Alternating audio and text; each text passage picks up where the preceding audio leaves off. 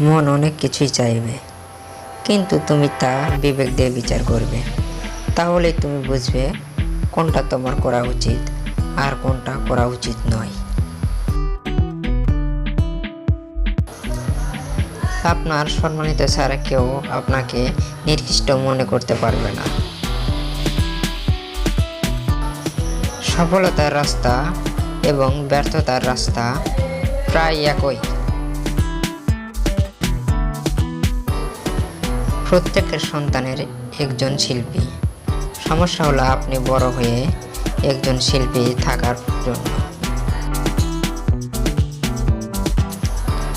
শিল্পী তৈরির কথা ভাববেন না, কেবল এটি সম্পন্ন করুন।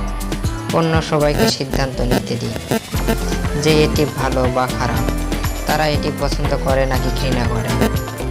তারা তখন সিদ্ধান্ত নিচ্ছে, তখন আরও বেশি শিল্পী তৈরি করুন। শিল্পী হলো ঈশ্বর এবং শিল্পীর মধ্যে একটি সহযোগিতা, এবং শিল্পী যত কম করবেন তত ভালো। প্রত্যেক শিল্পী প্রথমে একজন অপেশাদার ছিলেন। আমি দেখতে পেলাম যে আমি রং এবং আকার দিয়ে এমন কিছু বলতে পারি যা আমি অন্য কোনো উপায়ে বলতে পারি না। সেগুলির জন্য আমার কোনো শব্দ নেই। ভেবো না, চিন্তা সৃজনশীল শত্রু। এটি সচেতন, এবং সচেতন যে কোনো কিছু খারাপ। আপনি কিছু করার চেষ্টা করতে পারবেন না, আপনাকে কেবল জিনিসগুলি করতে হবে। সৃজনশীলতা নিজেকে ভুল করতে দেয়। কার মধ্যে কি থাকবে তা জানাটাই শিল্প। নিজের পৃথিবী তৈরি করতে সাহস লাগে। লোকেরা যদি আমার সঙ্গীত থেকে কিছু নেয়, তবে এটি জানার প্রেরণা হওয়ার উচিত যে যতক্ষণ আপনি এটিতে কাজ চালিয়ে যান এবং পিছিয়ে না যান, ততক্ষণ পর্যন্ত যে কোনো কিছুই সম্ভব। আমি একটা জিনিস শিখেছি, যে আমি আমার প্রতিভার মালিক নই, আমি এর ব্যবস্থাপক। যদি সব কিছু নিখুঁত হয়, তবে আপনি কখনোই শিখতে পারবেন না, এবং আপনি কখনোই বাড়তে পারবেন না।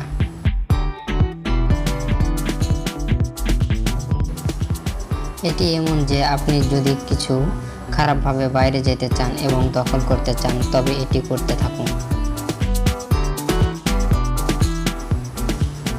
আমি গানগুলি সেই মুহূর্তে আমি কিভাবে ভাবি এবং কিভাবে অনুভব করি তার প্রতিফলন। তবে আমি সচেতন যে জনগণের সামনে শিল্পীদের একটি দায়িত্ব আছে, এবং তাদের কথায় যত্ন নিতে হবে। সব সময় খারাপ জিনিস হতে যাচ্ছে, তবে আপনি এটি লিখে রাখতে পারেন এবং এটি থেকে একটি গান তৈরি করতে পারবেন। যে মুহূর্তে আপনি অন্য মানুষ এবং অন্যান্য শিল্পী কী ভাবেন তা নিয়ে ভাবতে শুরু করবেন, আপনি অন্য লোকেদের মতো লিখতে শুরু করবেন। আমি চোখের জন্য গান করি না, আমি কানের জন্য গান বানাই। মানুষ আমাকে না বুঝতে পেরে আমি বিরক্ত হতাম, কিন্তু আমি এখন এটি থেকে একটি ক্যারিয়ার তৈরি করেছি। আজ এ পর্যন্তই। ভিডিওটি যদি ভালো লাগে তাহলে চ্যানেলটি সাবস্ক্রাইব করুন ও লাইক, কমেন্ট, শেয়ার করে আমার পাশেই থাকুন। ধন্যবাদ।